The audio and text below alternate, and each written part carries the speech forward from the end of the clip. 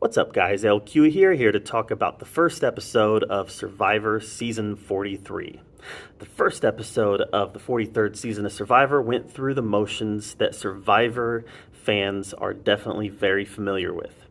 Introduced our characters, introduced our setting, gave us some backstory, spent significant time with a small handful of characters, one of which will be the first voted out. It went through those same story beats that we get in every opening episode of Survivor. We have an immunity challenge, our first tribal. It all went very much by the numbers. We got some social commentary that CBS feels entirely compelled to give us for whatever reason. I was happy that they didn't overdo that, but the season is young. Who knows what we'll get? Like I said, this is a very typical start to the season. Gabler and Dwight definitely stood out for me, but we got to spend a bunch of time with them, and I think that's why they stood out.